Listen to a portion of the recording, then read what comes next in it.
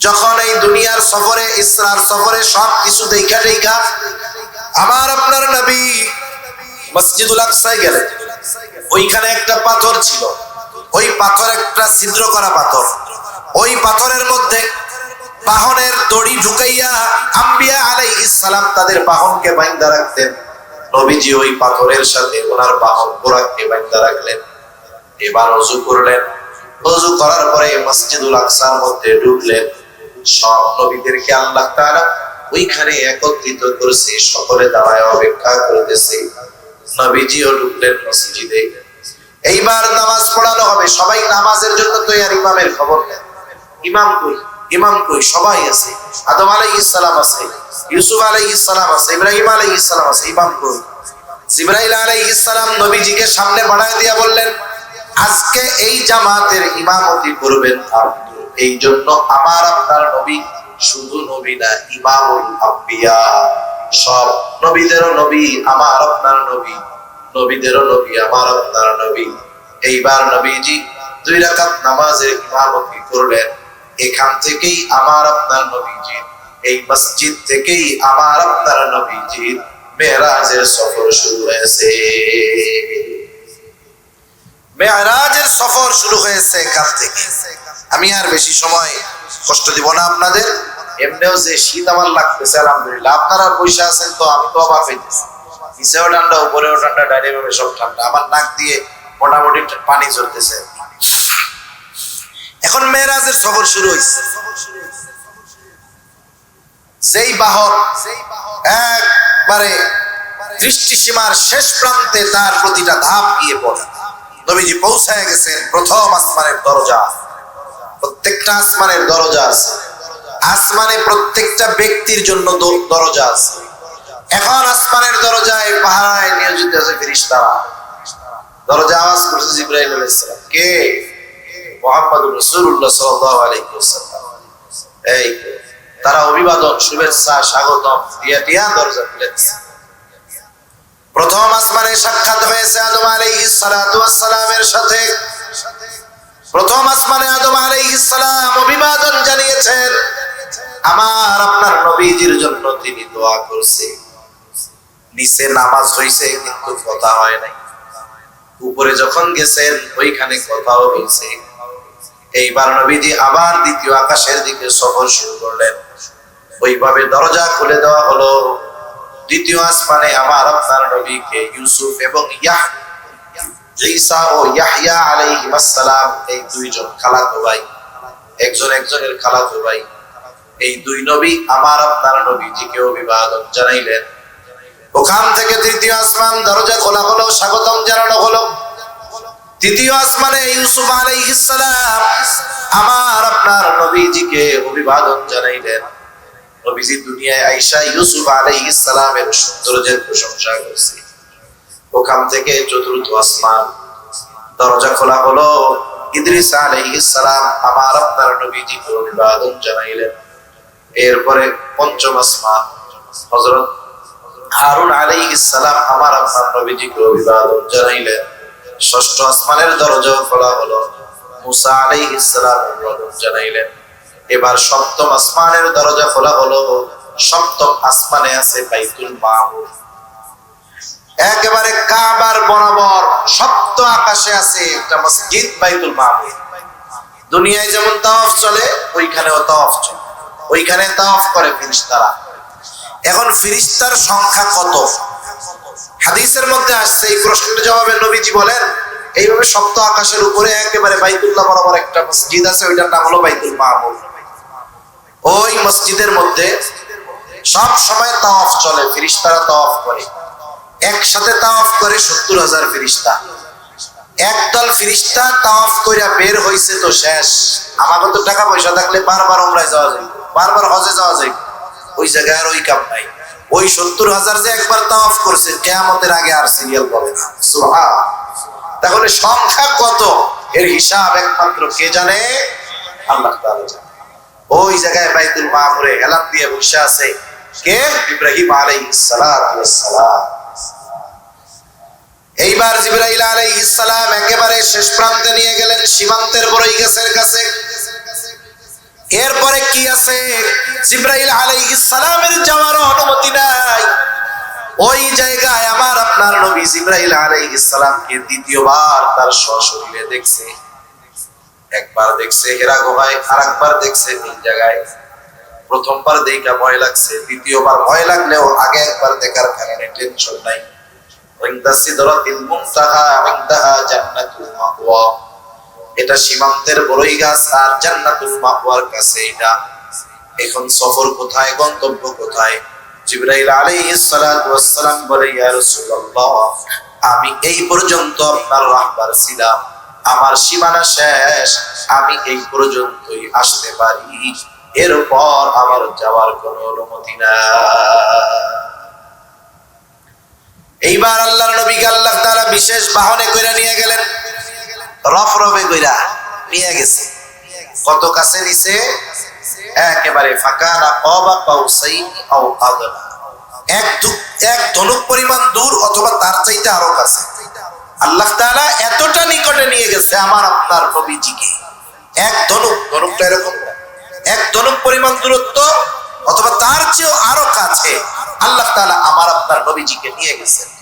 ওইখানে নিয়ে গেছেন। লম্বা কথা, মোট কথা হইল সর্বশেষ আমাদের জন্য আল্লাহ তাআলা 50 ওয়াক্ত নামাজ হাদিয়া দিচ্ছে। কয় ওয়াক্ত নামাজ? 50 ওয়াক্ত নামাজ। 50 ওয়াক্ত নামাজ আল্লাহ হাদিয়া দিচ্ছে। হাদিয়া নিয়ে নবীজি চলে আসছে। অনেকে আছে না, যা দিছে কিছু পায় না, চলে আসছে। পারবে কি পারবে না উম্মত ওইটা আর বলেন।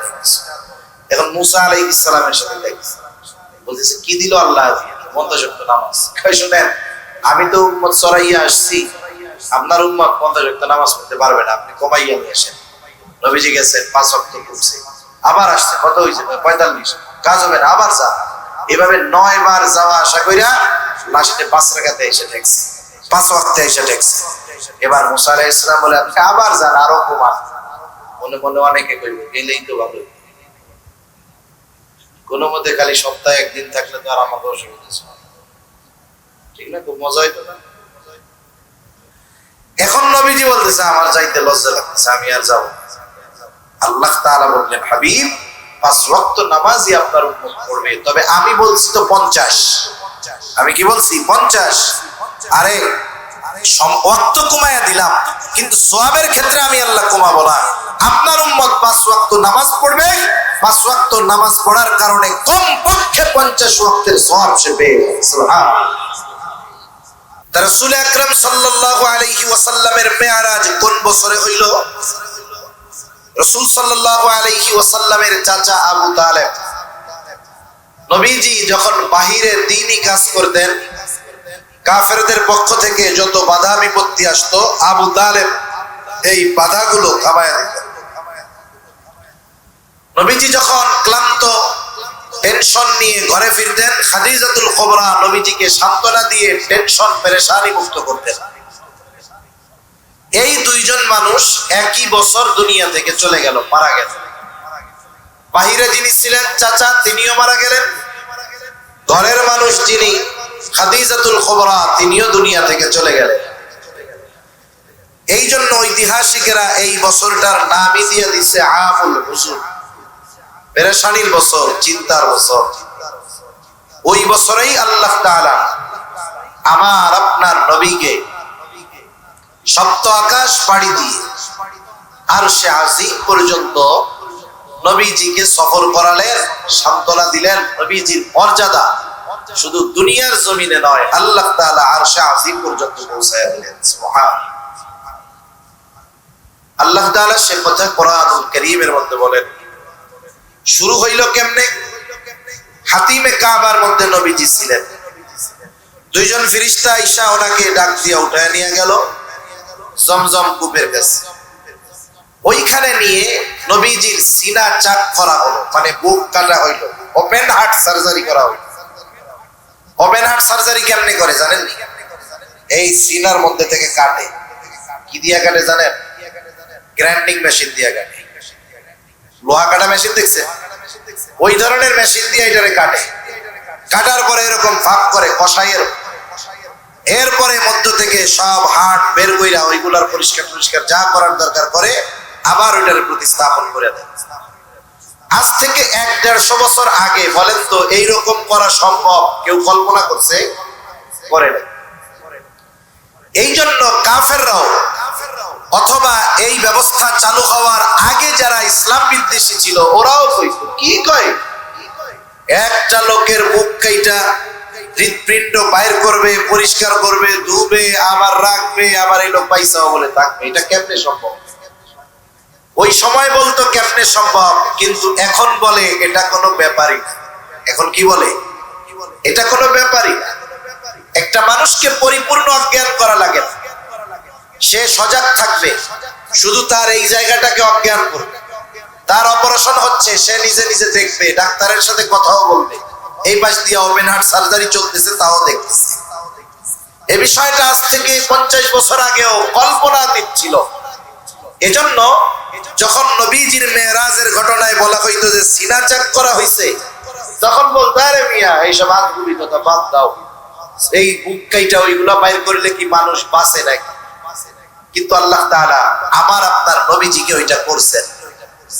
কোন কোন বর্ণনায় আসছে নবীজির এই সার্জারি, ওপেন হার্ট সার্জারি 2 বার হয়েছে, কোন কোন বর্ণনায় আসছে 3 বার হয়েছে।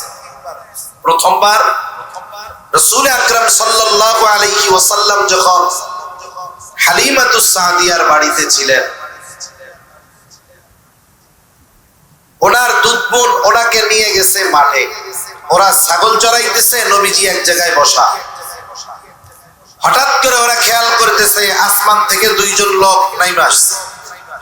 আয়েশা নবীজিকে শিশু বাচ্চা তখন শোয়াইছে, বুক ফেড়ে কি জানি বাইর করছে, আবার ওইগুলা বুকের মধ্যে বইরা দিয়া আস্তে ওরা চলে গেছে, নবীজি উঠা বসছে।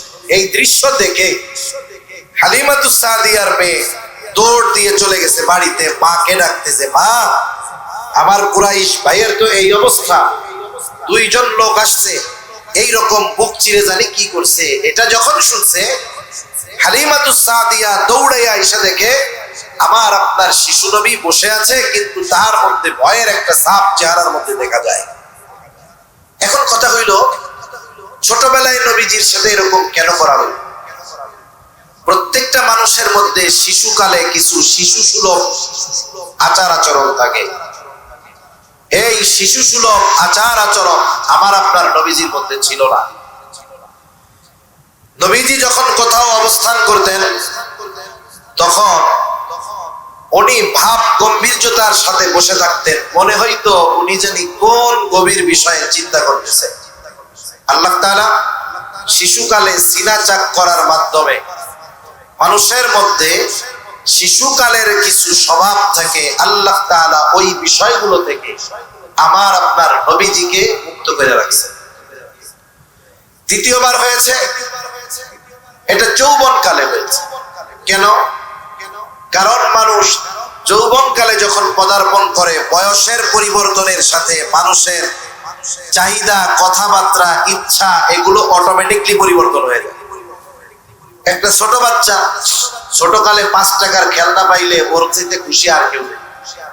আপনি ওই ছেলেটাই যখন যুবক হবে ওরে 5 টাকা দিয়ে দেখেন তো কি হবে? বয়সের সাথে, অবস্থার সাথে মানুষের চাহিদা সবকিছুর পরিবর্তন হয়। এই জন্য যৌবনকালে নবীজিকে আরেকবার সিনাচাক করা হয়েছে, যাতে যৌবনকালীন কিছু বিষয় আছে ওই বিষয়গুলো থেকে আল্লাহ তাআলা ওনাকে মুক্ত রাখার জন্য এটা করেছেন। এজন্য রাসূলুল্লাহ সাল্লাল্লাহু আলাইহি ওয়াসাল্লাম নবুয়ত প্রাপ্তির পরে যেই বিষয়গুলো শরীয়ত নিষিদ্ধ করেছে, হারাম করেছে, নবুয়ত প্রাপ্তির পরে ওই ধরনের কোন কাজ নবুয়তির আগেও নবীজির দ্বারা কখনো সংঘটিত হয় না। মানুষের একটা খাসলাত আছে, অভ্যাস আছে, বদ অভ্যাস। বদ অভ্যাসটা হইল, একটা মানুষ এক সময় গুনাহ করছে, পাপ করছে, করতেই পারে, গুনাহ করছে, পাপ করছে, এটা করতেই পারে। কারণ আল্লাহ তাআলার ঘোষণা হলো কেউ যদি গুনাহ করে, পাপ করে, খাসভাবে তওবা করলে মাফ করার ঘোষণা দিয়েছেন কে? আর একটু জোরে বলেন কে? বরং হাদিসে কি আসছে জানেন? হাদিসের মধ্যে আসছে মানুষ যদি গুনাহ না করত, মানুষ যদি গোনা না করত তাহলে আল্লাহ তাআলা নতুন আর এক জাতি সৃষ্টি করতেন, যাদেরকে গোনা করার যোগ্যতা দিতেন। শয়তানের ধোঁকায় পড়ে যদি তাদের গোনাও হয়ে যাইতো, আল্লাহ তাআলা তারা মাফ চাইলে মাফ করে দিতেন। এজন্য স্বাভাবিক মানুষের গোনা হতেই পারে, এটা স্বাভাবিক, কিন্তু মাফ চাইলে তো মাফ করার ঘোষণাও আল্লাহ তাআলা দিয়েছেন। তাহলে একটা মানুষ মন্দ ছিল, দুষ্ট ছিল, সে আল্লাহর কাছে তওবা করছে, ক্ষমা চাইছে, দাওয়াত ও তাবলীগের মেহনতে গিয়ে ভালো হয়ে গেছে। আগে সে গান গাইতো, বিড়ি সিগারেট খাইতো, অন্যান্য খারাপ কাজ করতো, এখন সে করে না। এলাকার মানুষও জানে আগে করতো, এখন করে না। এই ভালো মানুষটা এখন তো সে ভালো, ও যদি আরেকজন বিড়ি খোররে গিয়া বলে ভাই বিড়ি সিগারেট খাইয়েন না, এটা ভালো না, আমরা মানুষ কি অভ্যাস জানেন, ও তখন বলবে তো সুফিগিরি দেখায়, কয়দিন বাদ দিছো খাওয়া, আমি তো ডেলি 10 টাকা খাই, তুমি তো 40 টাকা খাই না। এরকম বলার লোক তো মাশাআল্লাহ নাই। দেখেন নবীজি নবুয়তের পরে যেই বিষয়গুলো শরীয়ত নিষিদ্ধ করেছে, এই বিষয়গুলো নবীজি নবুয়তের আগেও করেন। যেমন নবুয়তের আগে মদ খাওয়া তো হারাম ছিল, বরং নবুয়তের পরেও কিছুকাল মদ খাওয়ার বৈধতা ছিল, হারাম ঘোষণা হয় নাই। অথচ আমার আপনার নবী হারাম হওয়ার আগের কথা তো পরে, নবুয়তের আগেও কোনোদিন মদ ছুঁয়েও আমার আপনার নবী দেখে নাই। সুবহানাল্লাহ। গান বাদ্য এইসব শরীয়তে হারাম, কোনো সন্দেহ নেই। আমার আপনার নবী নবুয়তের আগে কোনোদিন গানের মজলিসে পর্যন্ত বসে নেই, গান গাওয়া তো বহু। নবীজি বলেন একবার, তখন উনি কৈশোরকালীন বয়সে, এক বাড়িতে গানের অনুষ্ঠান হবে, বিবাহ শাদী হবে, গানের অনুষ্ঠান হবে, নাচ গান হবে। আপনাদের সমাজে, আমাদের সমাজে এখন এই জিনিসটা অনেক জায়গায় আছে, বিবাহ শাদীতে গান বাদ্য আছে নাকি আপনাদের অঞ্চলে? এটা মূলত আবু জেহেল মার্কা কামকাজ। জাহেলিয়াতের সময়, বিবাহের সময়, এই বিবাহের মধ্যে গান বাদ্য দ্বারা বাজে। এগুলো সামাজিক কথা, এগুলো বলার দরকার। আমি যে ওয়াজ করবো তার যে সামাজিক কথা বেশি দরকার। মনে করেন বিবাহ অনুষ্ঠানে গান বাদ্য, বিবাহ কার সুন্নাত বলেন তো? আরো জোরে বলেন। বিবাহ হলো এমন একটা আমল যেটা অবস্থার আলোকে হুকুম পরিবর্তন হয়। কোন কোন সময় এই বিবাহটা ওয়াজিব হয়ে যায়, ফরজ হয়ে যায়, কোন কোন সময় ওয়াজিব হয়, কোন কোন সময় সুন্নতে মুআক্কাদা হয়, কোন কোন সময় সুন্নাত হয়, কোন কোন সময় এই বিবাহ করাটা মাকরুহ হয়ে যায়, কোন কোন সময় নিষিদ্ধ হয়ে যায়। এই বিবাহ একটা ইবাদত। দুনিয়াতে কোন ইবাদত আছে যেই ইবাদতের পদ্ধতি রাসূলুল্লাহ সাল্লাল্লাহু আলাইহি ওয়াসাল্লাম দেখায়া দেয় নাই?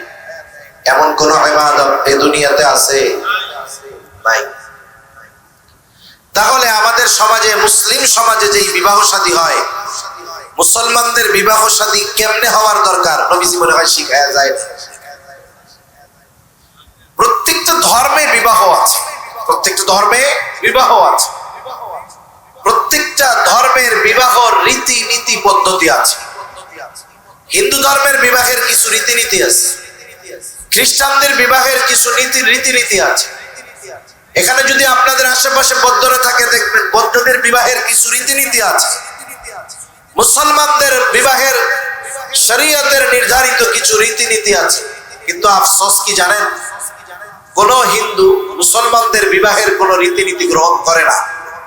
ওরা ওদের ধর্মীয় অনুশাসন মতে বিবাহ অনুষ্ঠান পরিচালনা, খ্রিস্টানেরা তাদের ধর্ম মতে বিবাহ শাদীর অনুষ্ঠান পরিচালনা করে, বৌদ্ধরা তাদের ধর্মের অনুসারে বিবাহ অনুষ্ঠান পরিচালনা করে। একমাত্র মুসলমান যারা সব ধর্মের সবগুলো মিলাইয়া এরপরে বিবাহ শাদীর মধ্যে অনুষ্ঠান আয়োজন করে। গায়ে হলুদ দেয় না? নাই তো। আছে? কি করে? এই দিন মেয়ের বাড়িতে ছেলের লোক যায়, ছেলের বাড়িতে মেয়ের লোক যায়, বন্ধু বান্ধব চিন্তা করে বউ, এই বন্ধু বিবাহ করার পরে তো আর মুখে হাত দেওয়া যাবে না, আজকে গায়ে হলুদ দেওয়ার নামে একটু মুখে ডলা দিয়া দিই। খাটাস, তোর লজ্জা করে না? তোর বউয়ের গায়ে আর একজন হাত দিল, তোর তো গলায় দড়ি নিয়ে মরে যাওয়া উচিত। মুসলমানের ঘরে কেন জন্ম নেই? এ ধরনের আরো অনেক কর্মকাণ্ডে বিবাহ শাদীর মধ্যে হয়, গান বাদ্য হয়, নাচ গান হয়। আর এখন তো আরো বেহায়াপনা, এলিট শ্রেণী যত সভ্যতা দেখবেন উন্নত, ওইগুলার মধ্যে পচা জিনিস তত বেশি। নাচ গান শুরু হয়েছে, সব নাচ। হ্যাঁ রে, বর কনে লজ্জা শরম নাই, ওইটাও নাচ। বড় নাচে, ওর ওয়াইফও নাচে, বন্ধু বান্ধবের সাথে গা ডলে ডলে নাচে। আরে শাশুড়িও মাঝে মাঝে নাচা শুরু করে জামাইয়ের সাথে। এটা কি মুসলমানদের বিবাহ হতে পারে? যেটা বলেন পারে। বাংলাদেশে প্রতি মিনিটে বিবাহ বিচ্ছেদ, প্রতি মিনিটে বিবাহ বিচ্ছেদ হয়। কেন হয় জানেন? খোঁজ নিয়ে দেখবেন, বিবাহ হয়েছে ঠিক, এটা সুন্নাত পদ্ধতিতে হয় না। তা আমি তো আর এই আলোচনার মধ্যে যাব না, ওইটা প্রসঙ্গক্রমে আসলো তাই বললাম। এজন্য আমাদের বিবাহ হবে নবীজির তরিকায়। দেখবেন খরচ কম, মহারণা কম, কিন্তু আল্লাহ তাআলা ওই সম্পর্কের মধ্যে রহমত আর বরকত ঢেলে দিবে। এজন্য নবীও এক হাদিসের মধ্যে বলেন, আ'যামুন নিকাহি বারাকা আইসারুহা মাউনা। যেই বিবাহে যত খরচ কম, সেই বিবাহের মধ্যে তত বরকত বেশি। এজন্য যুবক যারা আছো, তোমরা একটা ধরে নিয়ে চলে আসবা, খরচ তৈরি এই কাম আবার করো। তা নবীজি বিবাহ অনুষ্ঠানে গেছেন, তিনি বলতেছেন এখন গান শুরু হবে, সবাই প্রস্তুতি নিচ্ছে। আমারেও ডাকতেছে, আসো মুহাম্মদ আসো আসো, উনি তো কিশোর তখন। নবীজি সাল্লাল্লাহু আলাইহি ওয়াসাল্লাম বলেন, ওরা যখন আমাকে ডাকতেছে গানের অনুষ্ঠান শুরু হবে, হঠাৎ আমার দু চোখ জুড়ে ঘুম চলে আসলো। আমি এমন একটা জায়গায় চলে গেলাম যেখানে কেউ নাই, আমি ওখানে শুয়ে পড়লাম, ঘুমায় গেলাম। এক ঘুমে সারা রাত অতিবাহিত হয়ে গেছে, আমি কিছুই টের পাই নাই। আমার ঘুম ভাঙলো তখন সূর্যের আলো আমার মুখের উপরে এসে পড়লো যখন। দেখেন নবীজি কৈশোরকালে আল্লাহ তাআলা তাকে এই ধরনের বাদ্যযন্ত্র, গান, নাচ গান থেকে আল্লাহ তাআলা তাকে হেফাজত করেছে। নবীজি আর একবার বলেন, যখন কাবা ঘরের সংস্কার শুরু হলো, কুরাইশরা কাবা ঘর সংস্কার করবে, নিঃসন্দেহে মসজিদ নির্মাণ করা, মসজিদ নির্মাণে অংশগ্রহণ করা, অর্থ দিয়ে হোক, শ্রম দিয়ে হোক, মেধা দিয়ে হোক, নিশ্চয়ই এটা বড় ফজিলতের কাজ। আর যদি ওই মসজিদের কাজটা যদি হয় মসজিদুল হারাম, আল্লাহর ঘরের ওই কাজ, এটা নিঃসন্দেহে আরো বড় ফজিলতের কাজ। সবাই মিলে পরামর্শ করলো, এত বড় এক বরকতময় কাজ আমরা করব, যেই পোশাক গুলো পরে আমরা পাপ করি, অন্যায় করি, অপরাধ করি, এই পোশাক গুলো গায়ে তাইলে রাখা যাবে না। এই পোশাক গায়ে দিয়ে এই ঘরের কাজ করা যাবে না। কি করা যায়? বলে সব পোশাক খুলে ফেল, একেবারে জন্মদিনের পোশাক পইরা আমরা মসজিদ সংস্কারের কাজ করব। জন্মদিনের পোশাক চিনেন? জন্মদিনের পোশাক চিনেন না? মানে একেবারে বিবস্ত্র হয়ে আমরা কাজ শুরু করব। নবীজি বলেন, আমার পরনে লুঙ্গি। আব্বাস রাদিয়াল্লাহু তাআলা আনহু নবীজিকে বলতেছে, ও মুহাম্মদ, সকলে পোশাক খুলে ফেলতেছে, তুমিও খুলে ফেলো। নবীজি বলেন, এই কথা বলার সাথে সাথে আমি চিন্তা করলাম খুলতে হবে। সাথে সাথে আমি অজ্ঞান হয়ে জমিনের উপরে পড়ে গেলাম। তাদের কাজ শেষ হইল, এরপরে আমার হুঁশ ফিরল। দেখেন, ফরজ পরিমাণ ঢেকে রাখা, নাভি থেকে হাঁটু পর্যন্ত ঢেকে রাখা মুসলমানের ছেলেদের জন্য ফরজ। সতর ঢেকে রাখা ফরজ। নবীজি যদি সতর খুলতেন, ওই কাফেররা নবুয়তের পরে নবী যখন বলতেন সতর ঢাইকা রাখো, কাফেররা তখন বলতো, মুহাম্মদ তুমিও তো আমাদের সাথে ওই রকম এক সময় করছিলা। নবীজিকে এই কথাটাও যেন কেউ না বলতে পারে, এই জন্য নবীজি নবুয়তি পাওয়ার পর যেই বিষয়গুলো শরীয়ত নিষিদ্ধ করেছে, ওই ধরনের বিষয় থেকে নবুয়তির আগেই আল্লাহ তাআলা আমার আপনার নবীজিকে হেফাজত করেছে। নবুয়তির আগেও যেমন ছিল, পরেও তেমন ছিল। রাসূলুল্লাহ সাল্লাল্লাহু আলাইহি ওয়াসাল্লামের যৌবনকালে এই জন্য সিনাচাক করা হলো, যাতে যৌবনকালীন কোনো প্রভাব তার মধ্যে না পড়ে। এরপরে মেরাজের সময় আবার পুনরায় সিনাচাক করার কারণ হলো, একটা মানুষ দুনিয়ার জগতে একরকম, কিন্তু সফরটা হবে ঊর্ধ্ব আকাশে। ওইখানে যাওয়ার জন্য বিশেষভাবে তাকে প্রস্তুতি করতে হবে। আপনারাও জানেন, অনেক সময় পৃথিবী থেকে মানুষ মহাকাশে যায়, মহাকাশে লোক পাঠায় নাসা। কেউ যদি যেতে চায়, এইরকম না আপনার মন চাইছে আপনি ঢাকা যাবেন, কক্সবাজার গেলেন, ফ্লাইটের টিকিট কাটলেন, আস্তে কইরা উঠা চলে গেলেন বিমানে ঢাকা, এটা হবে না। টাকা থাকলেই মনে চাইলেই মহাকাশে চলে যাওয়া যাবে না, বরং মহাকাশে পাঠানোর আগে নাসার তত্ত্বাবধানে দীর্ঘ সময় আপনার ট্রেনিং হবে। কারণ এই জায়গার অবস্থা আর মহাকাশের অবস্থা এক নয়। ওইখানে আপনি যেটাকেই রাখবেন সেটাই শূন্যে ভেসে থাকবে, আপনিও শূন্যে ভেসে থাকবেন। তাহলে কেমনে খাবেন, কেমনে চলবেন, কেমনে জরুরত সারবেন, সবগুলোর ট্রেনিং দেওয়ার দরকার আছে না নাই? যখন ট্রেনিং শেষ হয়, এরপরে মহাকাশে পাঠানো হয়। নবীজিকে আল্লাহ তাআলা সপ্ত আকাশ পাড়ি দিয়ে আরশে আজিমের মেহমান বানাবেন। এত লম্বা সফর, এর জন্য নবীজিকে আল্লাহ তাআলা ওই সময় সিনা চাকের মাধ্যমে ঊর্ধ্বলোকে ভ্রমণের উপযুক্ত করে তুললে। এইবার শুরু হলো সফর। প্রথম হইছে জমিন থেকে জমিনে, এরপরে জমিন থেকে আরশে আসমান। সফর শুরু হলো। আল্লাহ তাআলা বলেন সফর শুরু হবে কিসে? বলে বোরাক। বোরাক কি? আমরা আগে ছোটবেলায় দেখতাম, এখন আছে কিনা জানি না, মাহফিল টাহফিলে পোস্টার পাওয়া যেত, বোরাকের পোস্টার দেখছেন? বোরাক আমাদের এই অনেক সময় ঢাকার মধ্যে গাড়ির নামও আছে বোরাক, এখনো আছে বোরাক পরিবহন। বোরাক বানাইছে কেমনে? সাদা একটা ঘোড়া দিছে, এর দুইটা ডানা দিছে, মানুষের মতো একটা মাথা লাগায় দিছে, আবার মাথাটা লাগাইছে মাইয়া গো মাথা লেখা দিছে, এটা বলে বোরাক। নাউজুবিল্লাহ। বোরাক কি এরকম ছিল? বোরাক হলো গাধার চেয়ে ছোট, খচ্চরের চাইতে বড়। এই দুইটার মাঝামাঝি সাইজের ছিল বোরাক। বোরাকের গতি কত ছিল? নবীজি বলেন বোরাকের গতি প্রতি পদক্ষেপে, প্রতি ধাপে বোরাক দৃষ্টি সীমার শেষ প্রান্ত পর্যন্ত পৌঁছায়া যাইতে পারত। অনেকে কয় বোরাকের গতি হইল 12 গুণ, মানে বিদ্যুৎ। বিদ্যুতের গতি হইল সেকেন্ডে 1,86,000 মাইল, বোরাকের গতি 1,86,000 মাইল প্রতি সেকেন্ডে, প্রতি ধাপে বা প্রতি পদক্ষেপে। এটা ভুল কথা। আচ্ছা, দৃষ্টি সীমার শেষ কোণ পর্যন্ত, এর দূরত্ব নির্ণয় করা আমাদের জন্য অতীব অতীব কঠিন। আমরা দুনিয়া থেকে, পৃথিবী থেকে সূর্যকে দেখি, দেখেন তো নাকি? দুপুরবেলায় যখন একটু বেশি প্রখর রোদ থাকে দেখা যায় না, সকালেও দেখা যায়, বিকালেও দেখা যায়। বলেন তো সূর্য কি পৃথিবীর চাইতে ছোট না বড়? কত বড়? 13 লক্ষ গুণ বড়। তার মানে 13 লক্ষ পৃথিবী সূর্য সুন্দর মতো গায়ে ফেলতে পারে। তাই তো ছোট দেখা যায় কেন? দূরত্বের কারণে। দূরত্বের কারণে ছোট দেখা যায়। এর দূরত্ব কতটুকু? 9,30,00,000 মাইল। 9,30,00,000 মাইল দূর থেকে সূর্য দুনিয়াতে আলো পাঠায়। সূর্য যখন তার কেন্দ্র থেকে পৃথিবীর কেন্দ্রে আলো পাঠায়, সূর্যের কেন্দ্র থেকে পৃথিবীর কেন্দ্রে আলো পৌঁছাতে সময় লাগে 8 মিনিট 34 সেকেন্ড মনে হয়। কারণ আলোর গতি সেকেন্ডে 1,86,000 মাইল।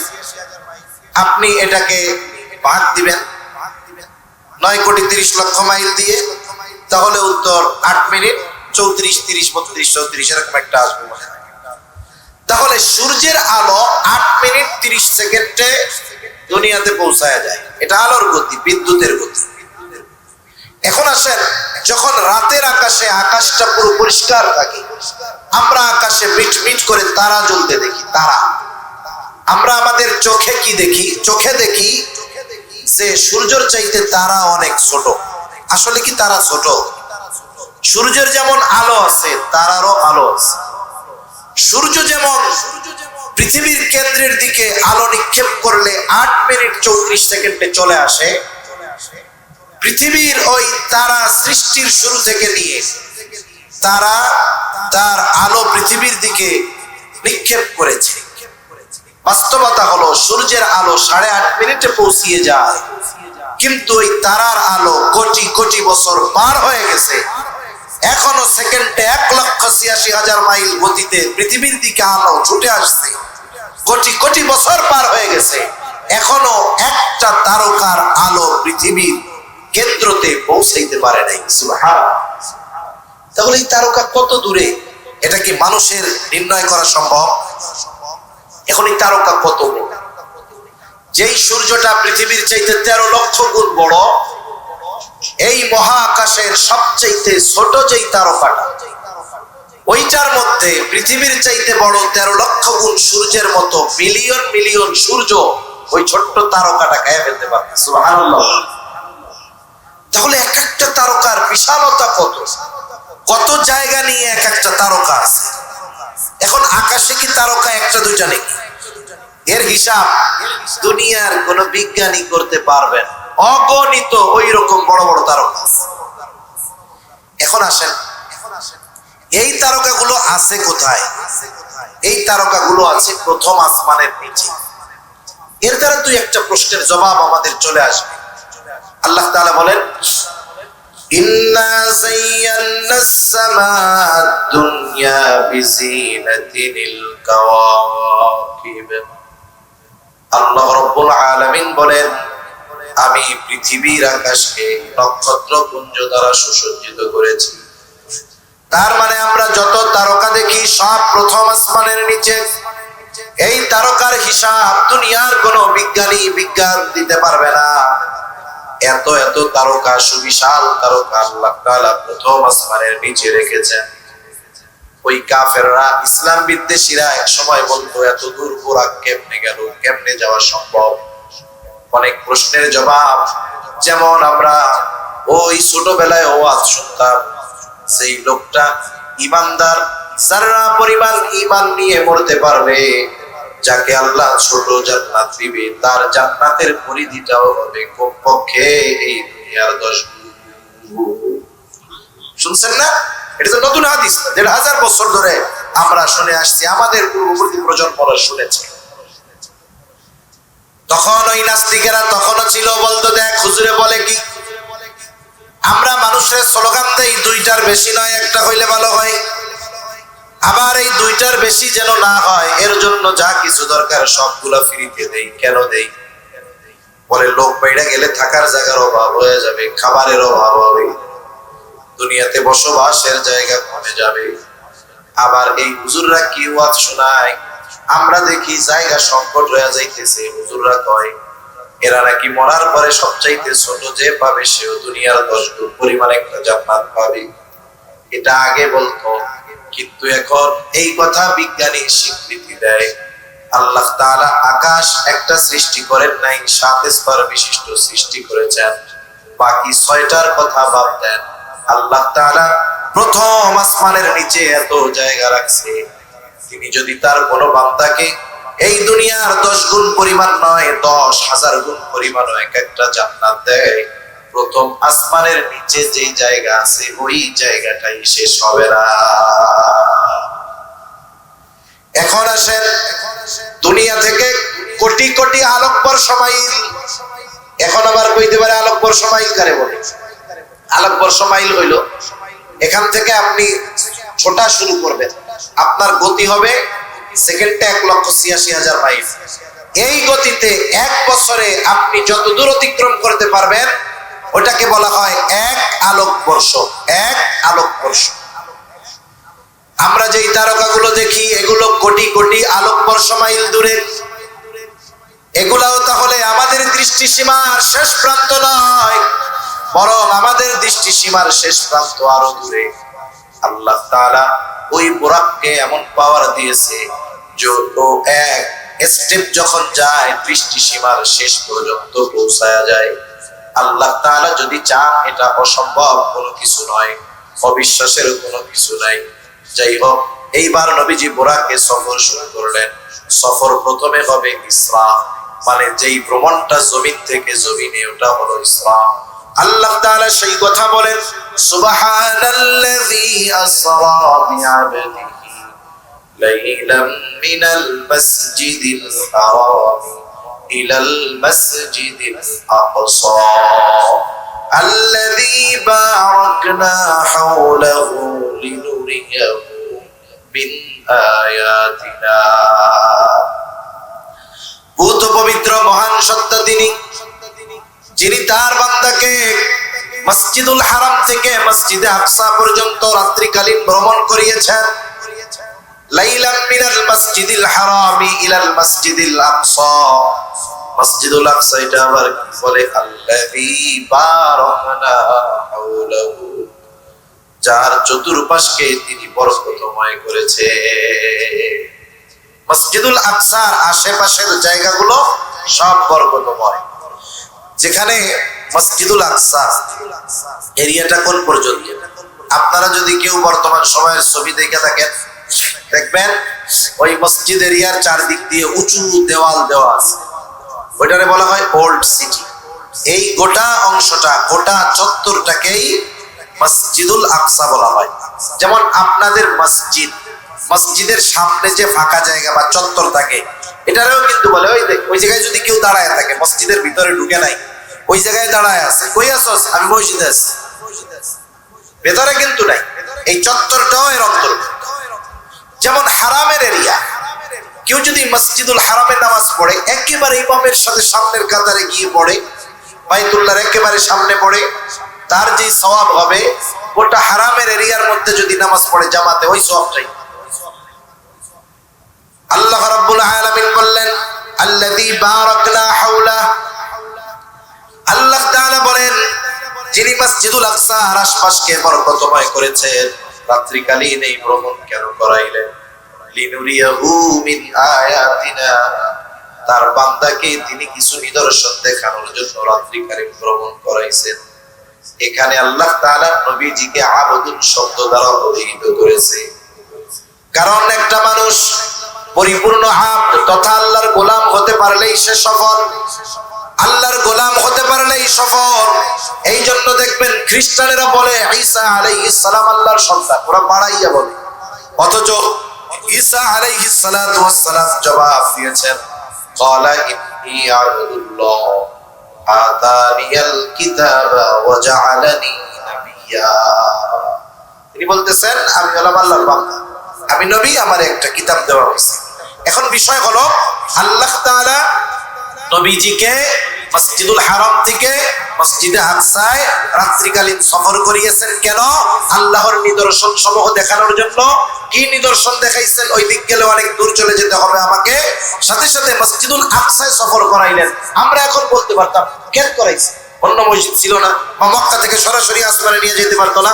আল্লাহ জানাইলেন, শোনো, তোমরা যা ভাবতেছো তা না, মসজিদুল আকসা হলো এমন এক মসজিদ যার আশপাশ এরিয়াকে আমি আল্লাহ বরকতময় করেছি। সুবহানাল্লাহ।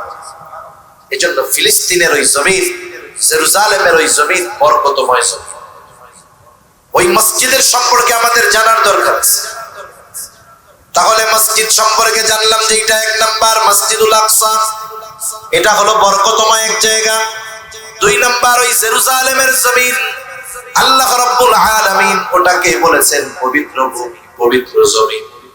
আল্লাহ তাআলা যখন মুসা আলাইহিস সালামের উম্মত বনি ইসরাইলদেরকে ওই জেরুজালেমের কর্তৃত্ব ফিরাইয়া দিতে চাইছেন, তখন ওইখানে বসবাস করত আমালিকা গোত্র। ওরা বেশ শক্তিশালী ছিল, এত শক্তিশালী, একজন 10-12 জনকে নির্দ্বিধায় বেঁধে ফেলতে পারত। যখন মুসা আলাইহিস সালাতু ওয়াস সালাম তাদের সাথে যুদ্ধ করার নির্দেশ দিলেন, আল্লাহ তাআলার পক্ষ থেকে নির্দেশ আসছে, আপনি বনি ইসরাইলদেরকে জানায় দেন, ওরা শুধু ওদের সাথে যুদ্ধ করার জন্য সামনে যাবে, শহরে ঢুকবে, আর কোনো চিন্তা নাই। ওরা যতই শক্তিশালী হোক, আমি আল্লাহ ওদের বিরুদ্ধে বনি ইসরাইলদেরকে বিজয় দান করব। যুদ্ধের আগেই যুদ্ধ জয়ের সুসংবাদ দিয়া মুসা আলাইহিস সালামকে জানায় দিলেন। আর মুসা আলাইহিস সালামও তার উম্মতদেরকে বলতেছে, ইয়া কওমি দুখুলুল আরদাল মুকদ্দাসাতাল্লাতী কাতাবাল্লাহু লাকুম ওয়া লা তারতাদ্দু আলা আদবারিকুম ফাতানকালিবু খাসিরিন। বলে, হে আমার সম্প্রদায়, ইয়া কওমি দুখুলুল আরদাল মুকদ্দাস, হে আমার সম্প্রদায়, তোমরা ওই পবিত্র জমির মধ্যে ঢুকে পড়ো। আল্লাতী কাতাবাল্লাহু লাকুম, যেই জমিনের মালিকানা আল্লাহ তাআলা তোমাদের লেখা দিয়েছে, ওই জমিনের মধ্যে ঢুকো, শুধু সামনের দিকে যাইবা, পেছনের দিকে ফিরবা না, বিজয় তোমাদেরই হবে। কারণ আল্লাযী কাতাবাল্লাহু লাকুম, আল্লাহ তাআলা ওই জমির মালিক তোমাদেরকেই বানায় দিছে, লেখা দিছে। শুধু সামনে যাবা, পেছনে হটবা না, পেছনে ফিরবে না। যদি পেছনের দিকে আসো ক্ষতিগ্রস্ত হইবা, আর যদি সামনের দিকে যাও, ওই পবিত্র ভূমির মালিকানা কর্তৃত্ব আল্লাহ তোমাদেরকে দিয়ে দিবে। তাহলে মসজিদুল আকসা তথা জেরুজালেমের ভূমিটা হলো পবিত্র ভূমি। এ ঘোষণা কার? বরকতময় ভূমি, পবিত্র ভূমি। এই জেরুজালেম মসজিদুল আকসার সাথে আমাদের সম্পর্ক কিসের? এটা হলো মুসলমানদের প্রথম কিবলা, মুসলমানদের প্রথম কিবলা। ওইদিকে ফিরেই প্রথম মুসলমানেরা নামাজ পড়ে। আব্দুল্লাহ ইবনে আব্বাস রাদিয়াল্লাহু তাআলা আনহু থেকে বর্ণিত, তিনি বলেন, কানা রাসূলুল্লাহ সাল্লাল্লাহু আলাইহি ওয়াসাল্লাম ইউসাল্লি বিমাক্কাহ নাহওয়া বাইতুল মুকাদ্দাস। নবীজি যখন মক্কায় নামাজ পড়তেন, বাইতুল মুকাদ্দাসের দিকে ফিরে নামাজ পড়তেন। ওয়াল কাবাতু বাইনা ইয়াদাই, আর কাবা তার আর বাইতুল মুকাদ্দাসের মাঝে থাকতো। কারণ মক্কা থেকে জেরুজালেম হলো উত্তর দিকে, নবীজি কাবার দক্ষিণ পাশে দাঁড়াইয়া উত্তর দিকে মুখ করতেন। সামনে বাইতুল্লাহ থাকতো, আর তারপরে গিয়ে থাকতো হলো মসজিদুল আকসা, জেরুজালেম। এইভাবে নবীজি নামাজ পড়লেন। বাদামা হাজারা ইলাল মাদিনাতি 16 শাহরা, এরপরে নবী হিজরত করলেন মক্কা থেকে মদিনা। মদিনাও কিন্তু মক্কা থেকে উত্তর দিকে, আর মদিনা থেকে প্রায় 1000 কিলোমিটার উত্তরে হলো মসজিদুল আকসা। এইবার নবীজি যখন বাইতুল মুকাদ্দাসের দিকে ফিরে নামাজ পড়ে, বলেন তো কাবা নবীজির সামনে থাকে নাকি পেছনে পড়ে যায়? পেছনে পড়ে যায় কাবা। নবীজির অন্তরের মধ্যে তামান্না, আশা, আহারে কাবা যদি মুসলমানদের জন্য কিবলা হইতো কতই না ভালো হইতো। এভাবে নবীজির মনে তামান্না। একদিন নামাজে দাঁড়াইছেন, নামাজের মধ্যে অন্তরের মধ্যে এই কামনা বাসনা অতিমাত্রায় জাগ্রত হয়েছে। নবীজি নামাজের মধ্যে আর আকাশের দিকে তাকায়, মনের মধ্যে চিন্তা, আরে কাবা যদি মুসলমানদের কিবলা হইতো। নবীজি মুখ দিয়েও কিছু কয় না, শুধু আকাশের দিকে তাকাইতেছে। বলেন তো, দুনিয়ার মানুষ যদিও কারো খবর, অন্তরের খবর জানে না, নবীজি আকাশের দিকে কেন তাকায় দুনিয়ার মানুষ জানবে না, বুঝবে না। কিন্তু নবীজি কেন তাকায়? নবীজির মধ্যে, অন্তরের মধ্যে কি চাওয়া, দুনিয়ার কেউ জানুক আর না জানুক, যিনি জানেন, যিনি বোঝেন, তিনি কে? আল্লাহ তাআলা বলেন, قد نرى تقلب وجهك في السماء فلنولينك قبلة ترضاها। আরে আল্লাহ তো দেখতেছে, কেন আপনি উপরের দিকে তাকান? আল্লাহ তাআলা জানে, দেখে। আল্লাহ রাব্বুল আলামিন বলে, হাবিব আপনার অন্তরের মধ্যে কি চাওয়া আমার জানা আছে, কেন আপনি উপরে তাকান আমি সেটা জানি। ফালানুওয়াল্লিয়ান্নাকা কিবলাতান তারদাহা, আমি অবশ্যই অবশ্যই কিবলা পরিবর্তন করে দিব। মসজিদুল আকসার দিক থেকে আপনার কিবলা কাবার দিকে ঘুরায় দিব।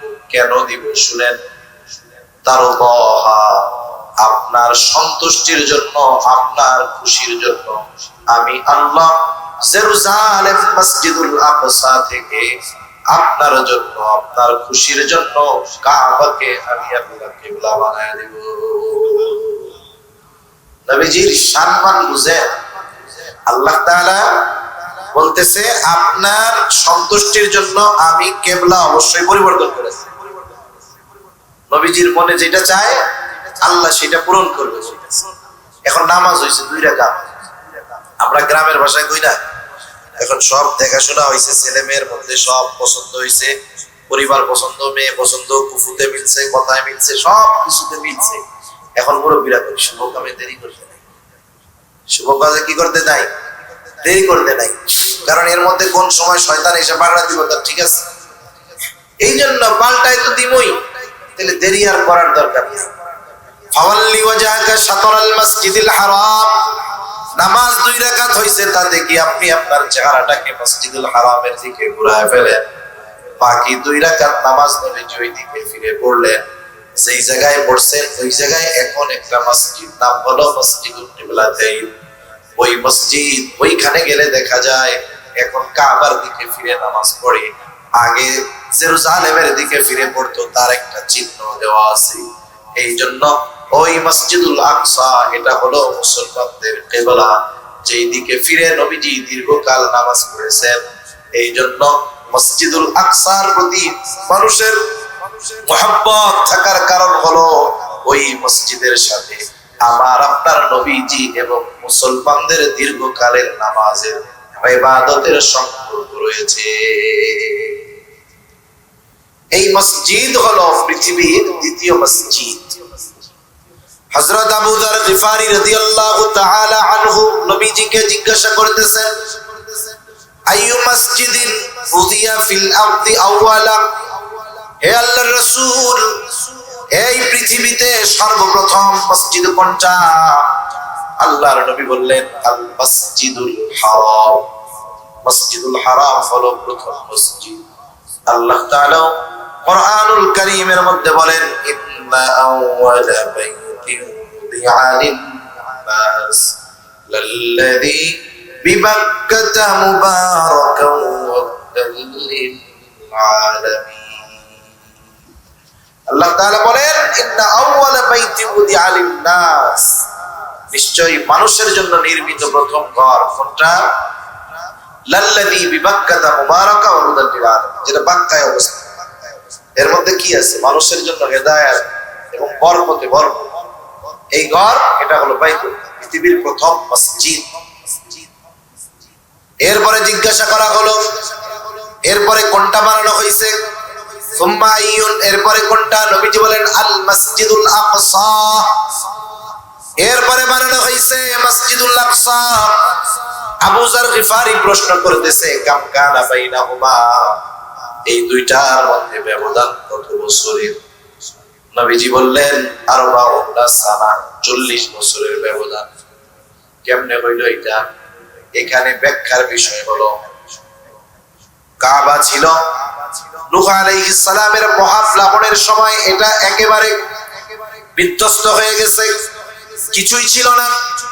রাসূল হযরত ইব্রাহিম আলাইহিস সালাম আল্লাহ তাআলার নির্দেশে যখন ওনার শিশু বাচ্চা ইসমাঈল আলাইহিস সালাম ও হাজেরা আলাইহিস সালামকে নিয়ে রাইখা আসলেন ওই জনমানবহীন প্রান্তরে, যেই জায়গায় কাবা, ওই জায়গায় যখন গেছে এই জায়গায় দেখে কিছু নাই, একটু কিছু বালু ফালায় রাখলেন যেমন উঁচু হয়ে থাকে এরকম একটা ঢিবি, আর কিছুই নেই। ওটাই মূলত আল্লাহর ঘর ছিল।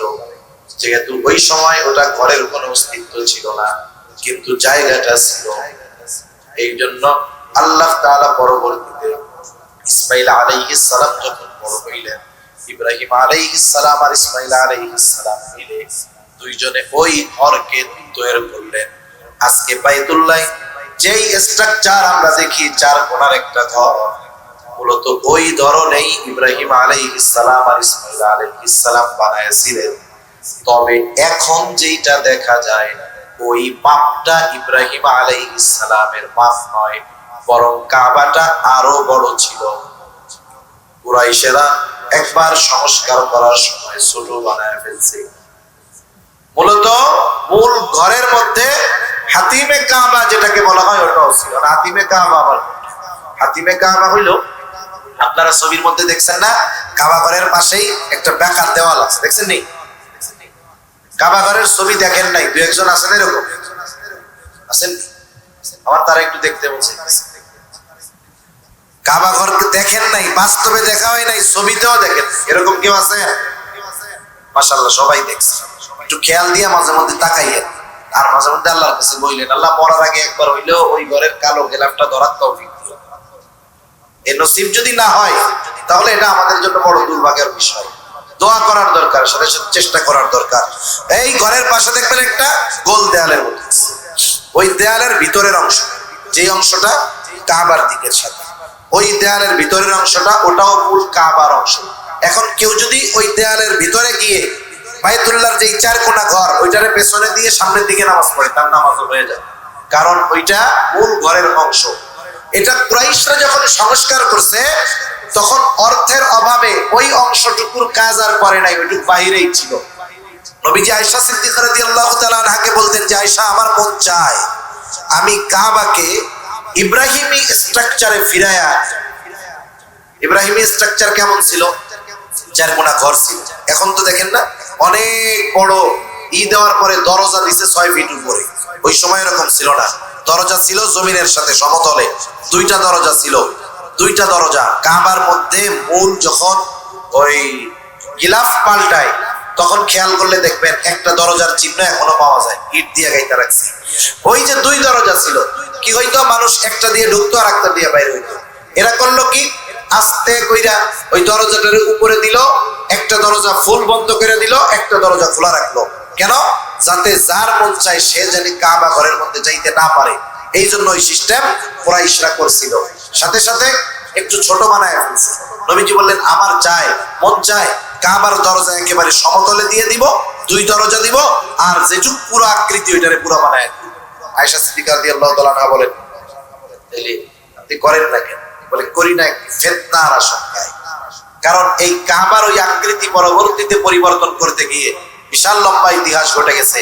হাজ্জাজ বিন ইউসুফ গণহত্যা ঘটাইছে, আব্দুল্লাহ ইবনে জুবাইরকে নৃশংসভাবে হাজ্জাজ বিন ইউসুফ শহীদ করছে। যেই কারণগুলোর মধ্যে এর একটা ওই কারণ যে আব্দুল্লাহ ইবনে জুবাইর কাবার মূল আকৃতি ওনার খালা আয়েশা সিদ্দিকা রাদিয়াল্লাহু তাআলার কাছ থেকে শুনে মূল আকৃতিতে গঠন করেছিলেন। হাজ্জাজ বিন ইউসুফ আবার ওইটারে আবার আগের আকৃতিতে নিয়ে গেছে। তা সেদিকের ইতিহাসে আর যাব না। এখন ইব্রাহিম আলাইহিস সালাম ও ইসমাইল আলাইহিস সালাম মূলত ওই ঘরের মূল সংস্কারক। ওনাদের আগে ওই ঘরটা পুরো অস্তিত্বহীন হয়ে গেছিল, এমন একটা অবস্থা হয়েছিল আর কি। ওই হিসাবে নবীজি বলতেছেন, এই বাইতুল্লাহর সংস্কারের 40 বছর পরে ইব্রাহিম আলাইহিস সালাম নিজের হাতেই মসজিদুল আকসা প্রতিষ্ঠা করেছেন। তাহলে মসজিদুল আকসা এটা হলো পৃথিবীর দ্বিতীয় মসজিদ।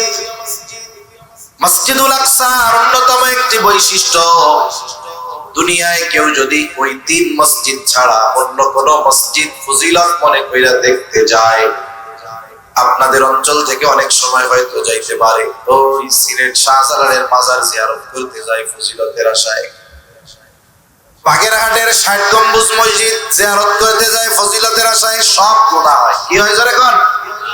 নিঃসন্দেহে গোনা হয়। কারণ পৃথিবীর 3টা মসজিদ ছাড়া অন্য কোন মসজিদে মসজিদ দেখার উদ্দেশ্যে ফজিলত মনে করে সফর করা জায়েজ নাই। একটা হলো মসজিদুল হারাম, মসজিদুল নববী আর মসজিদুল আকসা। এই 3 মসজিদে আসলেও ফজিলত আছে। কারণ খানায় কাবার সামনে নিয়ে নামাজ যখন পড়ে, মসজিদুল হারামে নামাজ পড়লে তার নামাজকে আল্লাহ তাআলা 1 রাকাত নামাজকে 1 লক্ষ গুণ বিনিময় দেয়। মসজিদুল হারামে পড়লে 1000 গুণ বৃদ্ধি পায়। মসজিদুল আকসা 1 রাকাত নামাজ পড়লে 250 রাকাতের সওয়াব আল্লাহ দিয়ে দেয়। তা আমাদের দেশের কিছু মগা আছে, মগা কি করে জানেননি?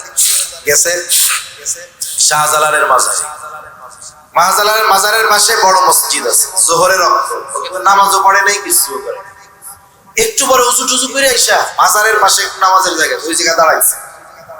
কেন দাঁড়াইছে? ও মনে করছে এই জায়গায় নামাজ পড়লে মনে হয় আলাদা ফজিলত আছে। আসলে কোনো ফজিলত আছে? অনেকজনে এই 60 গম্বুজ মসজিদে একটু আগে চাঙ্কু বাঙ্কু বাইরে বেড়াইছে, কিচ্ছু করে নাই। হ্যাঁ, আল্লাহ উজু করে এসে 2 রাকাত নামাজ পড়ে আসলাম রে, আশা করি মনের আশা মিটবে। বেটা, ওইসব মসজিদে নামাজ পড়লে এক্সট্রা কোনো ফজিলত আছে? নাই। এই 3 মসজিদ ছাড়া কোথাও নাই। এই মসজিদের অন্যতম আরেকটি বৈশিষ্ট্য হলো, দাজ্জাল যখন বের হবে মোট 4টা মসজিদে সে ঢুকতে পারবে না। একটা হলো মসজিদুল হারাম, হারামের এরিয়া যত দূর তত দূর পর্যন্ত দাজ্জাল ঢুকতে পারবে না। আল্লাহ তাআলা চতুর্দিক দিয়া ফেরেশতাদেরকে পাহারার দায়িত্বে নিয়োজিত করবে। আরেকটা হলো মসজিদুল নববী, ওইটারও এরিয়া আছে, ওর মধ্যেও দাজ্জাল ঢুকতে পারবে না। আরেকটা হলো এই মসজিদুল আকসা, এরিয়াটা কতটুকু? ওই যে 4 দেয়াল, 4 দিক দিয়ে দেওয়াল দেওয়া আছে, এরিয়া ঘেরা, এর মধ্যে দাজ্জাল ঢুকতে পারবে না। আরেকটা মসজিদ আছে মসজিদুত তুর, তুর পাহাড়ে একটা মসজিদ, ওই মসজিদের মধ্যে ওই দাজ্জাল ঢুকতে পারবে না। আরো বৈশিষ্ট্য। কি বৈশিষ্ট্য? এই মসজিদ হলো এমন মসজিদ যেই মসজিদে আল্লাহ রাব্বুল আলামিন দুনিয়ার সব নবীদেরকে একত্রিত করেছে মেরাজের দিন। যখন এই দুনিয়ার সফরে, ইসরার সফরে সব কিছু দেখা আমার আপনার নবী মসজিদুল আকসায় গেলেন। ওইখানে একটা পাথর ছিল, ওই পাথর একটা ছিদ্র করা পাথর।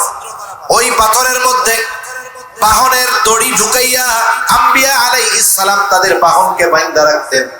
নবীজি ওই পাথরের সাথে ওনার বাহন বুরাককে বাঁধা রাখলেন। এবার ওযু করলেন। ওযু করার পরে মসজিদুল আকসার মধ্যে ঢুকলেন। সব নবীদেরকে আল্লাহ তাআলা ওইখানে একত্রিত করেছে, সকলে দাঁড়ায় অপেক্ষা করতেছে। নবীজিও ঢুকলেন মসজিদে। এইবার নামাজ পড়ানো হবে, সবাই নামাজের জন্য তৈরি। ইমামের খবর নেন, ইমাম কই, ইমাম কই? সবাই আছে। আদম আলাইহিস সালাম আছে, ইউসুফ আলাইহিস সালাম আছে, ইব্রাহিম আলাইহিস সালাম আছে, ইমাম কই? জিবরাইল আলাইহিস সালাম নবীজিকে সামনে বাড়ায় দিয়া বললেন, আজকে এই জামাতের ইমামতি করবেন আপনি। এই জন্য আমার আপনার নবী শুধু নবী না, ইমামুল আম্বিয়া, সব নবীদেরও নবী আমার আপনার নবী, নবীদেরও নবী আমার আপনার নবী। এইবার নবীজি 2 রাকাত নামাজের ইমামতি করলেন। এখান থেকেই আমার আপনার নবীজি, এই মসজিদ থেকেই আমার আপনার নবীজি মেরাজের সফর শুরু হয়েছে। মেরাজের সফর শুরু হয়েছে এখান থেকে। আমি আর বেশি সময় কষ্ট দিব না আপনাদের। এমনিও যে শীত আমার লাগতেছে আলহামদুলিল্লাহ, আপনারা পয়সা আছেন তো আমি তো অবাক হইতেছি। নিচেও ঠান্ডা, উপরেও ঠান্ডা, ডাইরে ভাবে সব ঠান্ডা। আমার নাক দিয়ে মোটামুটি পানি ঝরতেছে। এখন মেরাজের সফর শুরু হয়েছে। যেই বাহন একবারে দৃষ্টিসীমার শেষ প্রান্তে তার প্রতিটা ধাপ গিয়ে পড়ে। নবীজি পৌঁছায় গেছেন প্রথম আসমানের দরজা।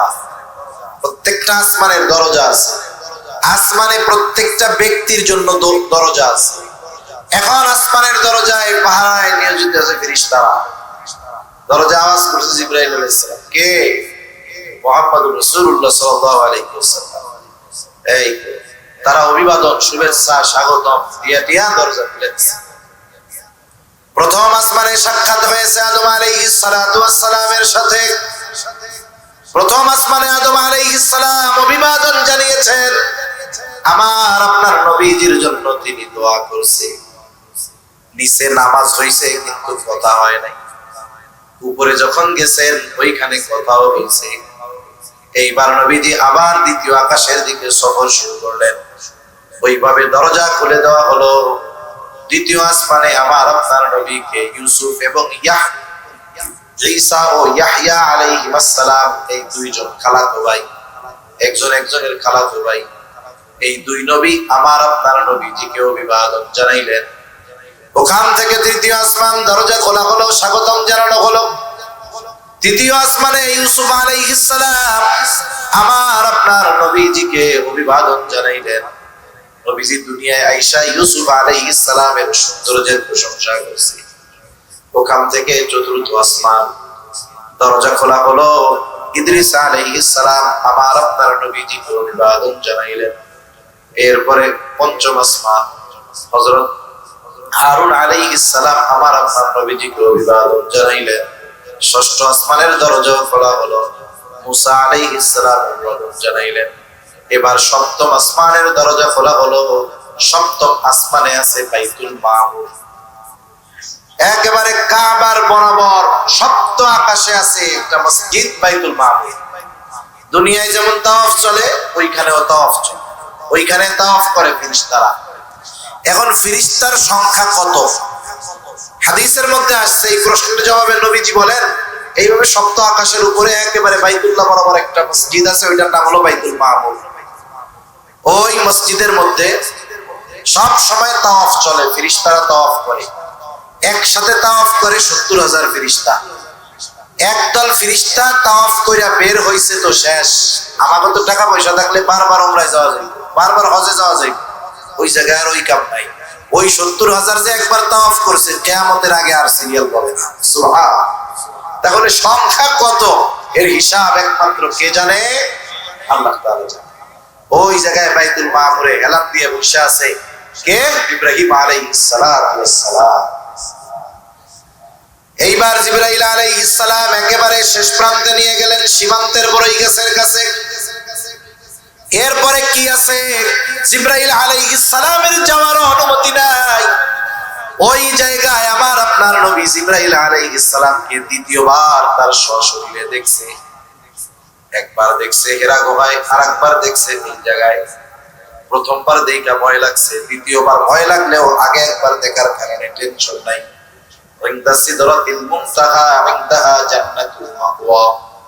এটা সীমান্তের বড়ই গাছ আর জান্নাতুল মাওয়ার কাছে। এটা এখন সফর কোথায়, গন্তব্য কোথায়?